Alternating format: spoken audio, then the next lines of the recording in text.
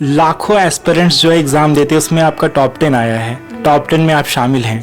तो आपकी क्या अलग स्ट्रैटेजी रही उनसे, कुछ आप बताएंगे? बैठने का स्टाइल थोड़ा कैजुअल है, एंट्री का तरीका थोड़ा कैजुअल है, एंट्री सही है, इस तरीके की क्या बातें मेन इंटरव्यू में भी होती हैं? ये मोटिवेशन कहाँ से मिला आपको?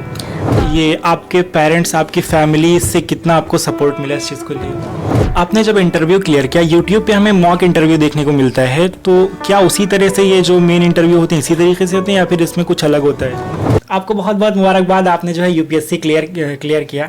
कैसा लग रहा है अभी आपको? आपका बहुत बहुत धन्यवाद। बहुत अच्छा लग रहा है, बहुत ही एक अलग सी फीलिंग हो रही है। भरोसा नहीं हो रहा है कि 10th रैंक आई है। धीरे धीरे कोशिश कर रही हूँ भरोसा करने की। जी, लाखों एस्पिरेंट्स जो एग्ज़ाम देते हैं उसमें आपका टॉप 10 आया है, टॉप 10 में आप शामिल हैं। तो आपकी क्या अलग स्ट्रैटेजी रही उनसे, कुछ आप बताएंगे हमारे? ये मेरा दूसरा अटेम्प्ट था, तो मैंने जो अपने पहले अटेम्प्ट्स में गलतियां करी थी, तो मोस्टली मैंने उन गलतियों पे काम करा। अपनी गलतियों को एक्सेप्ट करा कि मैंने टाइम नहीं दिया या टेस्ट नहीं लगाया या प्रैक्टिस नहीं करी, रिवीजन नहीं करा। आई थिंक वो एक्सेप्टेंस जब आया तब मैंने जो है कि उस पर काम किया, और आई थिंक वो ही एक बहुत बड़ा डिफरेंस लेकर आया। ये मोटिवेशन कहाँ से मिला आपको? मोटिवेशन इस फील्ड में आने का तो हमेशा से मेरे पापा ने ही मुझे दिया। तो हमेशा से ही चाहते थे कि मैं इस फील्ड में आऊँ, एक बार ज़रूर तैयारी करूँ और परखूँ अपने आप को कि मैं कर पाती हूँ कि नहीं। तो शुरू से ही उनका ही था, तो मैंने भी शुरू से ही उसको अपना लक्ष्य बना लिया कि मुझे करना है। जी, ये आपके पेरेंट्स, आपकी फैमिली से कितना आपको सपोर्ट मिला इस चीज़ को लिए? बहुत सपोर्ट मिला है अनडाउटेडली। मैं घर पर ही रहकर तैयारी करती थी, घर के पास ही, तो मेरा सारी चीज़ों का ध्यान उन्होंने रखा। बहुत ही एक पॉजिटिव एटमॉस्फेयर मुझे दिया, तो बहुत ही आराम से मेरी ये जर्नी रही। मुझे कुछ बहुत ज़्यादा स्ट्रगल नहीं करना पड़ा अपने रोज़ की चीज़ों को लेकर, क्योंकि मेरी मम्मी और मेरे पापा थे साथ में, तो बहुत ज़्यादा सपोर्ट रहा उनका। आपने जब इंटरव्यू क्लियर किया, यूट्यूब पे हमें मॉक इंटरव्यू देखने को मिलता है, तो क्या उसी तरह से ये जो मेन इंटरव्यू होते हैं इसी तरीके से होते हैं या फिर इसमें कुछ अलग होता है? मॉक इंटरव्यू और रियल इंटरव्यू में तो बहुत ज़्यादा अंतर होता है। मॉक में हम थोड़ा सा कॉन्शियस रहते हैं, थोड़ा सा नर्वसनेस रहती है, डरे रहते हैं। बट जब रियल इंटरव्यू देने जाते हैं तो काफ़ी शांत और काफ़ी काम माहौल रहता है, जैसा मैंने नोटिस करा। और बहुत ही स्मूथ हो गया। जितना मैं मैंने सोचा था कि डर लगेगा या नर्वसनेस होगी, उतना तो खैर नहीं था। तो काफ़ी ज़्यादा कॉर्डियल, अलग ही एटमॉस्फेयर होता है वो। जी, बैठने का स्टाइल थोड़ा कैजुअल है, एंट्री का तरीका थोड़ा कैजुअल है, एंट्री सही है, इस तरीके की क्या बातें मेन इंटरव्यू में भी होती हैं? नहीं, मेरे साथ तो नहीं हुई खैर, और अभी तक तो मैंने सुनी भी नहीं कि किसी के साथ ऐसी हुई। पर हाँ, थोड़ा सा एक बैठने का तरीका वगैरह जो भी हम सीख कर जाते हैं मॉक से, ज़रूर वो हमें काम आता है। एक मतलब कि हम अपना पोस्चर कैसे रखें, कैसे बैठें, थोड़ा एक पॉजिटिव एटीट्यूड के साथ बैठें, तो वो तरीके थोड़ी बहुत मायने तो रखती हैं। जी, कुछ बच्चे हैं जो यूपीएससी की प्रिपरेशन करना चाहते हैं, जैसे मेरा भाई है एक, वो यूपीएससी की प्रिपरेशन करना चाहता है लेकिन शायद वो नहीं कर पा रहा है, उसको आप क्या बोलेंगी? यही कहना चाहूँगी कि जो करना चाहते हैं, दिल से करना चाहते हैं और ईमानदारी से इसमें कूदना चाहते हैं, तो वो ज़रूर स्टेप फॉरवर्ड करें तैयारी करने का। तैयारी नो डाउटली बहुत मुश्किल होती है क्योंकि साल भर की जर्नी है, बट सही स्ट्रैटेजी और फोकस, पूरा का पूरा कंसंट्रेशन अगर आप एक ही एग्ज़ाम पर लगा देंगे और मेहनत करेंगे तो बहुत ही आसानी से आपका एग्ज़ाम निकल सकता है। ये एक बहुत ही मतलब सच बात है। किन स्ट्रैटेजीज को उन्हें फॉलो करना चाहिए? देखिए, हर स्टेज की स्ट्रैटेजी अलग है। प्रीलिम्स की अलग है, मेंस की अलग है और इंटरव्यू की कम्प्लीटली अलग है।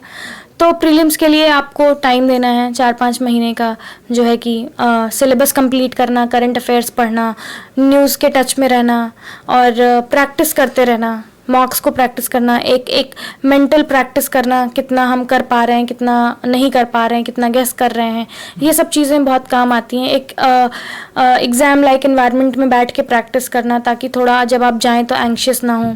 मेंस के लिए आपको थोड़ा प्रीलिम्स से पहले शुरुआत करनी पड़ती है सारा सिलेबस कंप्लीट करने के लिए, तो उसका सिलेबस कंप्लीट करना ही अपने आप में एक चुनौतीपूर्ण काम है कि आप सिलेबस कंप्लीट करें। उसके लिए भी फिर वही बात आती है कि आपको प्रैक्टिस और रिवीजन, ये 2 चीज़ें करनी ही करनी है। तो यही स्ट्रैटेजी सबको ही फॉलो करनी है कि स्टेज वाइज अपने आप को उसी तरीके से ढालें कि मेंस का है तो मेंस के तरीके से आंसर राइटिंग करें, प्रीलिम्स है तो प्रीलिम्स के तरीके से टेस्ट सीरीज दें। यूपीएससी की तैयारी के दौरान क्या आपका कोई प्लान भी था? फ़िलहाल तो प्लान भी तो नहीं था। मैं 1 साल जॉब करके आई थी, तो मैंने सोचा था कि मैं एटलीस्ट 4-5 बार जब तक भी मैं दे सकती हूँ अटेम्प्ट, तब तक तो मैं दूंगी ही।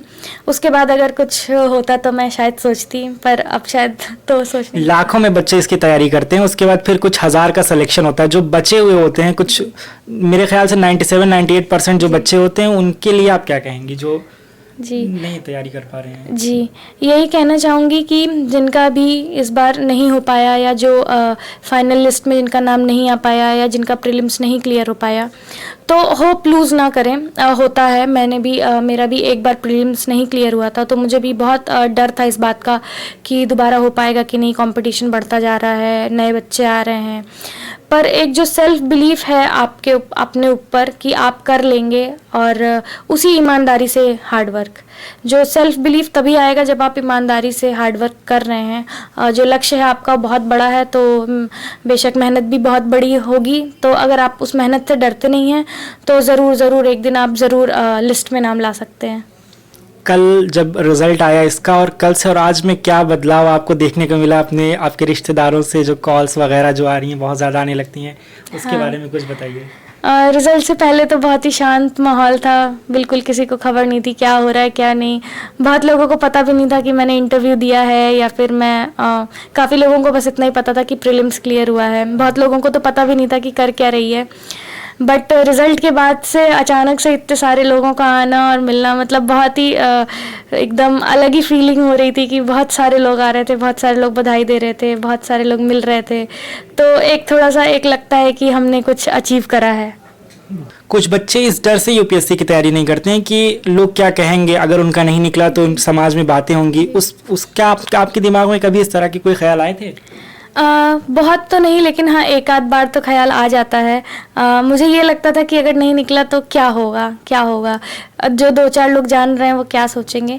बट ये बहुत ही मोमेंटरीली बात होती है। कभी कभी जब हम लो फेज़ में होते हैं तैयारी के दौरान, तो हमें ये सब ख्याल आते हैं, बट इनको अपने ऊपर हावी नहीं होने देना है। मैं अपनी बहन से बात करती थी हमेशा, तो वो भी मुझे समझाती थी, मम्मी पापा से बात करती थी कि ऐसा अगर कोई कहेगा तो हमेशा वो कहते थे कि मेहनत सिर्फ तुमको पता है अपनी, और अपनी मेहनत पे भरोसा रखो, और अपनी मेहनत को ही आधार बनाओ। ये मत सोचो कि कौन क्या कहेगा, कौन क्या नहीं कहेगा। मुझे लगता है कि जो नहीं भी कर पाते हैं, या जो इसमें सफल नहीं भी हो पाते हैं, मुझे लगता है कि एक बहुत ही नॉलेजेबल पर्सन के रूप में निकलते हैं इसकी तैयारी करने के बाद। आई थिंक वो भी एक बहुत ही अप्रिशिएट करने वाली बात है। जी, ये थी ऐश्वर्यम प्रजापति जी, जिन्होंने अभी यूपीएससी क्लियर किया, टॉप 10 की लिस्ट में शामिल हैं। आप देख रहे थे skill news Hindi. Cameraman Sunny के साथ मैं सैयद मोहम्मद हसन।